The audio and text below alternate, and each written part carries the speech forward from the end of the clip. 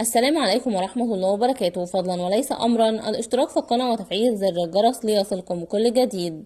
ناديت على السقا ما ردش عليا. فريدة سيف النصر تكشف مفاجأة بعد استبعادها من العتاولة. دعونا نتعرف على التفاصيل.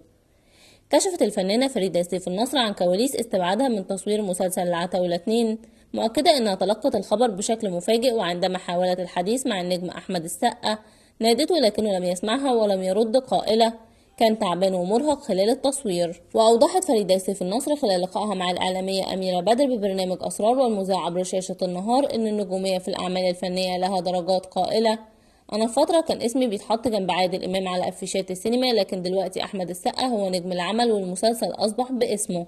وأشارت فريدة سيف النصر إلى أن ترتيب الأبطال في العمل كان واضحا، حيث جاء أحمد السقا في المقدمة يليه طارق لطفي ثم باسم سمرة، مؤكدة أن هذا أمر طبيعي وفقا للمكانة الفنية لكل نجم، وموضحة أنه تم إنهاء دورها بجملة واحدة فقط، مشيرة إلى أن المخرج أحمد خالد صرح بأنه أخذ منها كل ما يمكن تقديمه للشخصية ولم يجد شيئا إضافيا يقدمه من خلالها، مستنكرة الشائعات التي طالتها، حيث ترددت أقاويل بأنها كانت تضايق الفنانين الشباب في التصوير، وهو ما نفته تماما، مؤكدة أنها لم تكن سببا في أي مشاكل داخل الكواليس. إلى هنا ينتهي الخبر. شكرا لحسن استماعكم ودعمكم المتواصل، والسلام عليكم ورحمة الله وبركاته.